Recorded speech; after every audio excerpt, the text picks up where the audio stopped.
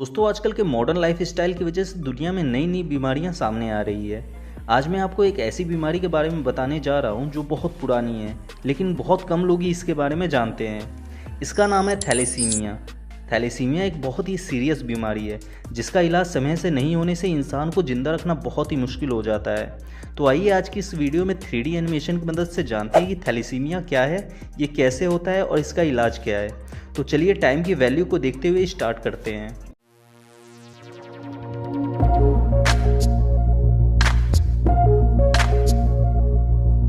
दोस्तों थैलेसीमिया एक खून की बीमारी है। जिस इंसान को ये होता है उसके शरीर में हमेशा खून की कमी यानी एनीमिया बनी रहती है। थैलेसीमिया को समझने के लिए हमें शरीर के अंदर मौजूद हमारे खून को समझना होगा। हमारा खून 4 चीज़ों से मिलकर बना है: red blood cells, white blood cells, platelets और प्लाज्मा। इसमें red blood cells, white blood cells और प्लेटलेट्स ये खून के सॉलिड पार्टिकल्स होते हैं और प्लाज्मा खून का लिक्विड पार्ट होता है जिसमें ये तीनों सॉलिड पार्टिकल्स तैरते रहते हैं। हमारा खून 55% प्लाज्मा, 45% रेड ब्लड सेल्स और बाकी के 5% वाइट ब्लड सेल्स और प्लेटलेट्स से मिलकर बना है। हमारे खून में मौजूद रेड ब्लड सेल्स खून का एक बहुत ही इंपॉर्टेंट पार्ट है। इसी की वजह से हमारे खून का कलर लाल दिखता है।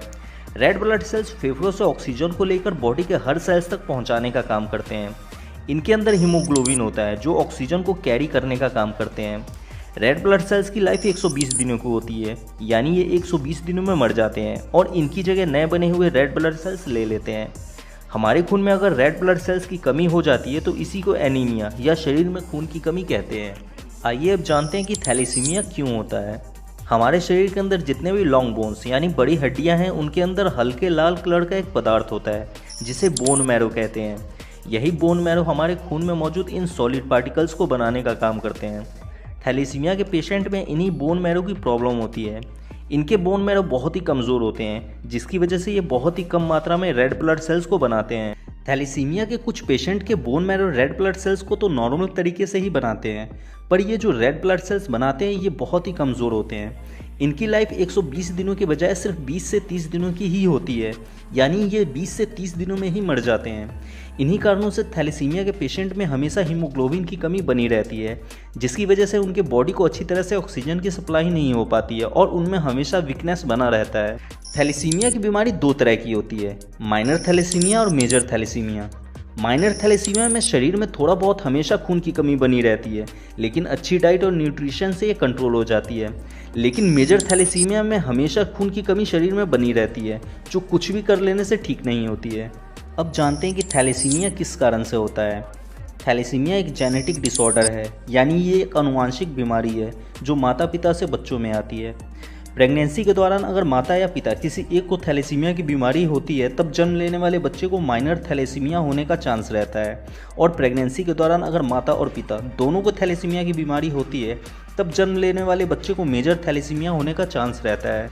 आइए अब जानते हैं कि थैलेसीमिया का क्या इलाज है। कुछ सालों पहले तक थैलेसीमिया का कोई परमानेंट इलाज नहीं था।